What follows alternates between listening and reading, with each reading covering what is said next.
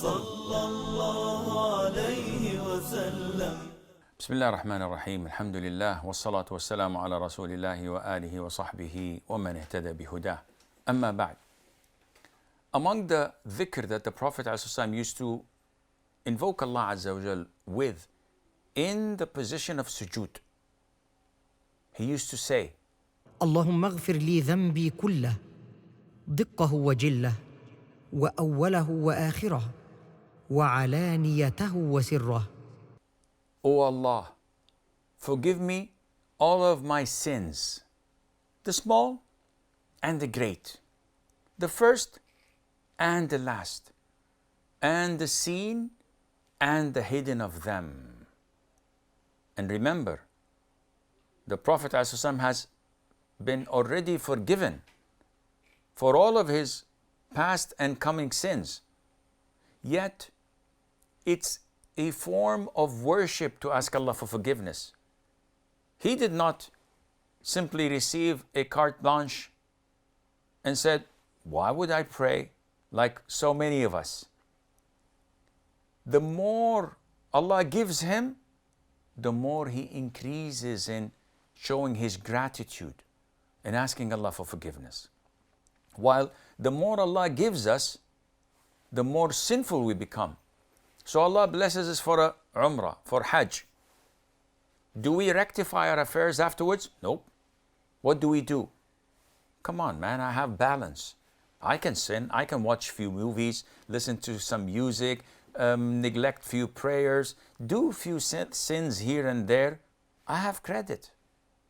This is not the way you deal with Allah Azza wa Jal.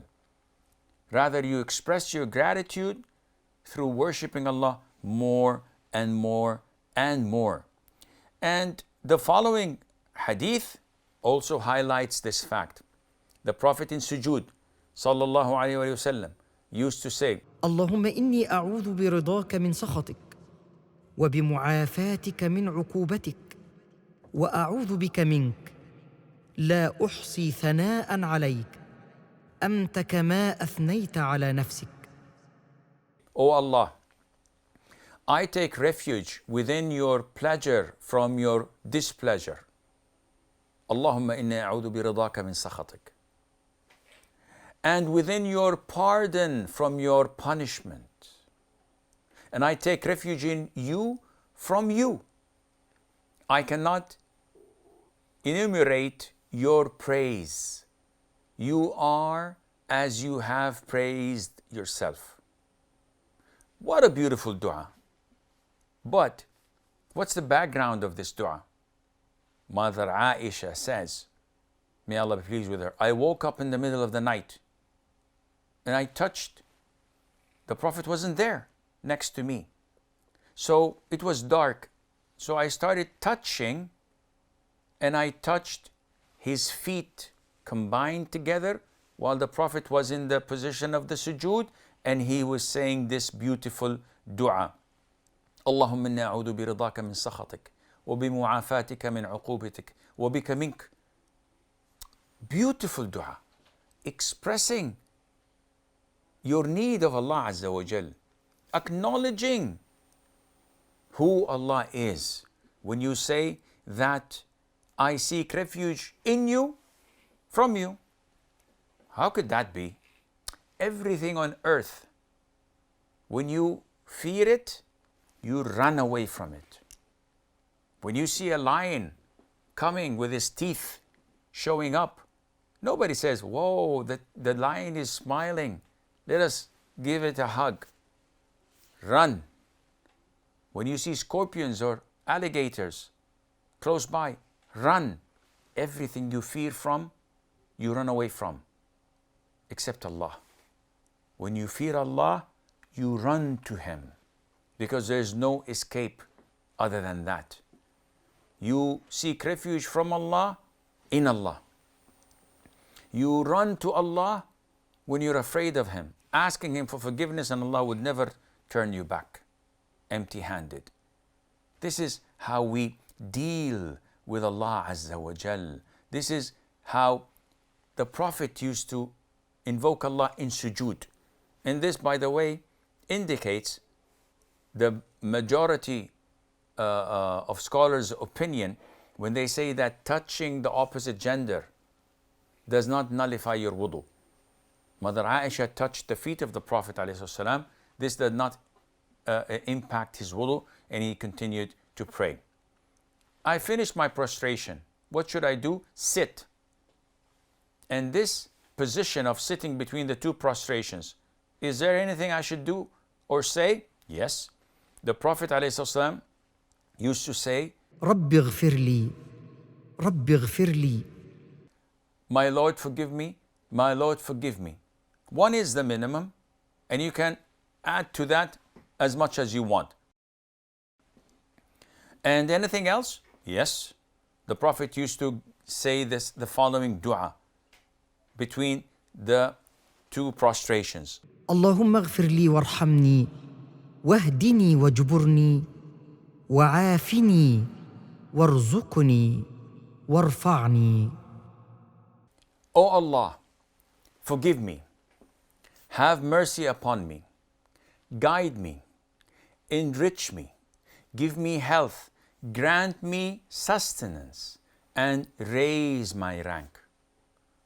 All of this incorporates all what you need in this life and the hereafter. Forgive me, have mercy upon me, guide me. All of this is asking Allah Azza wa Jal to what benefits you in the hereafter. And then says, wajburni, mend my affairs, and grant me health, sustenance, and raise my rank. All of this in this dunya, I need this. Without it, I can't go on, I can't live. This is how we worship Allah Azza wa Jal. This is how a proper Muslim worships Allah 24/7. It's not going to the masjid on Friday and that's it. It's not going to church on Sunday and then the rest of the week we don't know anything about our religion and how to deal with others. It is a full package. It's a package deal. You take it all or leave it all. And this is the beauty of Islam. This is why all non-Muslims come to Islam in the hundreds of thousands and in the millions. What brings them to it? This connection between the servant and his Lord. No mediators. There's no one in between. And this is why other religions, when they look into how the Muslims pray to their Lord, glorifying Him, not anyone else. He has no associates. No one can come and say, listen, hey, listen, Allah has an associate. He has a son. And this son of his created Mars or Venus. Nobody ever claimed that. Everybody knows that it's only Him who is the creator of the heavens and the earth and what's between them. This is why we devote all of our worship and all of our love, all of our ibadah, all of our gratitude and submissiveness to Him alone. This is all the time we have. Until we meet next time, I leave you fi amanillah. Wassalamu alaikum wa rahmatullahi wa barakatuh.